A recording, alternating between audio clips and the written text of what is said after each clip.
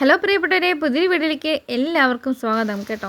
അതെ, സൺഡേ ഒരു ദിവസം അല്ല അര ദിവസം എങ്ങനെ പോയെന്നാണ് ഞാൻ നിങ്ങളെ കാണിക്കുന്നത് കേട്ടോ.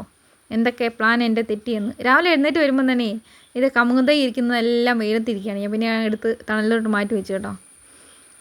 അങ്ങനെ നല്ല വെയിലുള്ള സ്ഥിതിക്ക് ഇനിയിപ്പോൾ തുണി ഉണങ്ങാതിരിക്കേണ്ടല്ലോ, അതാണല്ലോ നമ്മുടെ മെയിൻ പരിപാടി. തല ദിവസം വെച്ചാൽ മുഴുവൻ തുണിയും ഞാൻ വിരിച്ചിട്ടു. അങ്ങനെ നോക്കുമ്പോഴാണ് കാണുന്നത് എൻ്റെ പ്രിയപ്പെട്ട, ഞാൻ വളരെ ആറ്റ് നട്ടു വെച്ച എൻ്റെ കപ്പളം. അതെ, പൂവുണ്ടാകുന്നുണ്ട്, കായും വരുന്നുണ്ട്, പക്ഷെ അത് പിടിക്കുന്നില്ല. എന്നാ നടത്തില്ല, പൊഴിഞ്ഞു പോവുക. അപ്പോൾ 4-5 അങ്ങനെ പോകുന്നു കേട്ടോ. എനിക്ക് ഭയങ്കര വിഷമം തോന്നിയേ. കർഷകരായിട്ടുള്ള ആരെങ്കിലും ഉണ്ടെങ്കിൽ എനിക്ക് കാരണം പറഞ്ഞു തരൂ. അങ്ങനെ ആ വിഷമത്തോടു കൂടി അടുക്കള ചെന്നില്ലേ, അരിക്ക് വെള്ളം ഇട്ടു, അരിയും ഇട്ടു കേട്ടോ. അപ്പോഴത്തേനും ഗ്രാമ്പ് പതിപോലെ വന്നു കഴിക്കാൻ കൊടുക്കാൻ വേണ്ടി. അവൾക്ക് തിന്നാനൊക്കെ കൊടുത്തിട്ട് അവളെ ഇന്ന് കൊഞ്ചിച്ചു. ഇന്ന് ഇടിയപ്പം ഉണ്ടാക്കാമെന്നാണ് കരുതിയത് കേട്ടോ. അപ്പോൾ ഞാൻ അവധി ദിവസങ്ങളിൽ മാത്രമേ ഇടിയപ്പം ഉണ്ടാക്കാറുള്ളൂ. കാരണം സമയം കുറവ് പരിധി മൂലമാണ് കേട്ടോ. അങ്ങനെ ഉപ്പൊക്കെ ഇട്ടിട്ടുണ്ട്. തേങ്ങ വേണമല്ലോ, എന്നാന്നറിയത്തില്ല, ഒരു ഒറ്റയടിക്ക് തേങ്ങയും പൊട്ടി. സന്തോഷം.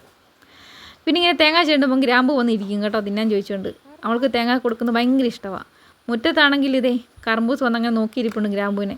അപ്പോൾ തന്നെ ഗ്രാമ്പൂവിനെ എടുത്ത് ഞാൻ കൂട്ടി അടച്ചിട്ടു. കാരണം ഇവർ രണ്ടുപേരും എപ്പോഴും തല്ലാണെന്നേ, ഒരു രക്ഷയില്ല. അപ്പോൾ അരിയൊക്കെ തിളച്ച് വന്നിട്ടുണ്ട്. ഇനിയിപ്പോൾ കറി വെക്കണം, കാപ്പി ഉണ്ടാക്കണം, എൻ്റെ പൊന്നെ ഒന്നും പറയണ്ട.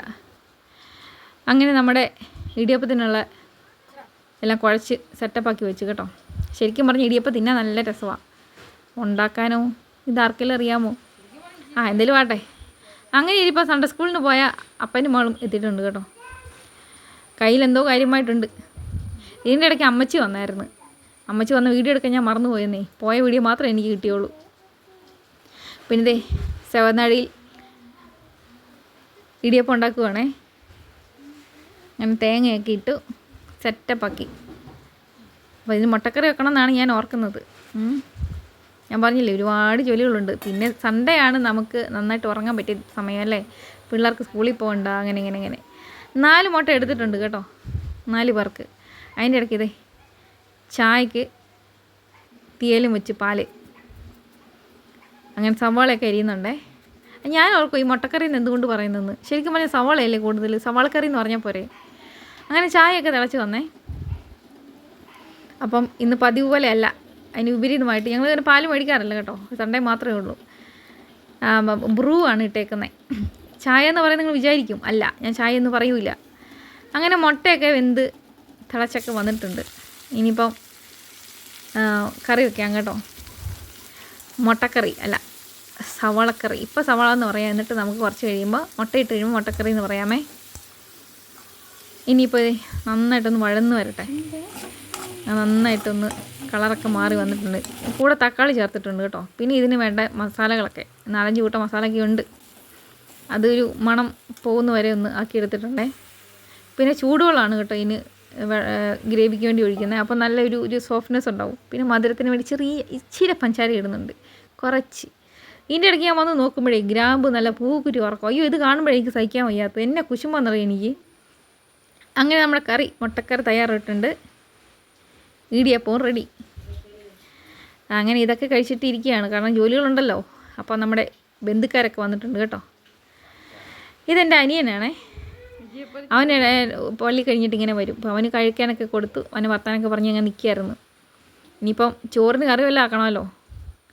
അപ്പോൾ ഇതേ നമ്മുടെ കപ്പളത്തിൽ നിന്ന് കപ്പളങ്ങയൊക്കെ കുറച്ചുകൊണ്ട് വന്ന് ഒരു ചാറ് കറി വെക്കാമെന്ന് കരുതി. അപ്പോൾ എനിക്ക് വൻപയർ ഇട്ട് കറി വെക്കുന്നതായിരുന്നു ഇഷ്ടം. കപ്പളങ്ങ വൻപയർ ഇല്ല കേട്ടോ. അതുകൊണ്ട് പിന്നെ പരിപ്പ് എടുത്തു. രണ്ടാണെങ്കിലും നല്ലതാണ് കേട്ടോ. പക്ഷെ വൻപയർ എനിക്ക് കൂടുതൽ കുറച്ചുകൂടി ഇഷ്ടം. അമ്മ വെക്കുന്ന കറി എനിക്ക് ഒത്തിരി ഇഷ്ടമാണ്. അപ്പോൾ ദേ ഗ്രേവിയൊക്കെ ചേർത്തിട്ടുണ്ട്. അടിപൊളി കേട്ടോ. കടുക് പൊട്ടിക്കാൻ വേണ്ട, ഒന്നും വേണ്ട, നല്ല ടേസ്റ്റാണ്. ഒന്ന് ഉണ്ടാക്കി നോക്കൂ. ഇനിയിപ്പോൾ എന്താ, ഒരു കറിയും കൂടി വേണം എന്നൊരു തോന്നൽ. അപ്പോൾ അത് ഉരുളക്കിഴങ്ങ് മെഴുക്കുവരട്ടി വെച്ചു കേട്ടോ. അങ്ങനെ എന്തെങ്കിലുമൊക്കെ വേണ്ടേന്നേ. ഇത്രയൊക്കെ ചെയ്ത് മുറ്റത്തോട്ട് പണിക്ക് വേണ്ടി ഇറങ്ങിക്കഴിഞ്ഞപ്പോൾ നിങ്ങൾ കണ്ടോ എന്നാ പറ്റീരാന്ന് ഈ മഴ. എല്ലാതും നടക്കുമോ? എന്നെല്ലാം വീഡിയോ എടുക്കാൻ സെറ്റപ്പ് ചെയ്ത് വെച്ചതെന്നാണെന്നറിയോ. ഞാൻ ഒരു 15 മിനിറ്റത്തെ വീഡിയോ ഞാൻ എടുക്കാൻ ആഗ്രഹിച്ച ഞാൻ ഈ 5 മിനിറ്റത്തെ വീഡിയോ ആയിട്ടിരിക്കുന്നത്. ഇനി എന്തായാലും ചെയ്യാൻ പറ്റുമോ? ഇനിയിപ്പോൾ വെള്ളം കഴിക്കുക, വേറെ വഴിയില്ലല്ലോ. അങ്ങനെ ഇതേ ഞാൻ ഫുഡൊക്കെ കഴിച്ചു. അങ്ങനെ വന്ന് അങ്ങനെ ഇരുന്ന് കേട്ടോ. മഴയല്ല, എന്നാ ചെയ്യാൻ പറ്റും. പിന്നെ ഇപ്പം ഇങ്ങനെ പടുത ഇട്ടേക്കുന്നതുകൊണ്ടേ ഒന്നും കാണാൻ പറ്റത്തില്ലെന്നേ ഉള്ളൂ. ഇങ്ങനെ വഴിയിലൊക്കെ ഇവിടെ വന്ന് ഇരിക്കാം, മഴയും കൊള്ളാതെ വെളിയിലൊക്കെ നോക്കി അങ്ങനെ ഇരിക്കാം. ഇപ്പോൾ ഇല്ലിക്കമലൊന്നും കാണാൻ പറ്റത്തില്ലെന്നേ ഉള്ളൂ. അപ്പോൾ ഇതേ ആ തടിയൻ വന്നതിൻ്റെ മടിയിലിരുന്ന് ഫാറ്റ് ക്യാറ്റ്. നല്ല വെയിറ്റാണ്, ഒരു 4-4.5 കിലോ കാണും കേട്ടോ. അപ്പോൾ അവനെയായിട്ട് കുറച്ച് നേരം ഇരുന്ന് കുറച്ച് കഴിയുമ്പോൾ ഗ്രാമ്പ് വന്നായിരുന്നു. അപ്പം പ്രിയപ്പെട്ടവരെ, എൻ്റെ വീഡിയോ ഇവിടെ കൊണ്ട് അവസാനിക്കുകയാണ്. ഇനിയിപ്പോൾ എന്നാ ചെയ്യേണ്ടത്? ഇനിയിപ്പോൾ ബാക്കിയുള്ള സമയം മൊത്തം തിന്നുക, കുടിക്കുക, ആനന്ദിക്കുക, ഉറങ്ങുക, ഇത്രയേ ഉള്ളൂ. അപ്പം അടുത്ത വീഡിയോയിൽ കാണുന്നവരെ മഴ പെയ്യാതിരുന്നാൽ മതിയായിരുന്നു. ടാറ്റാ.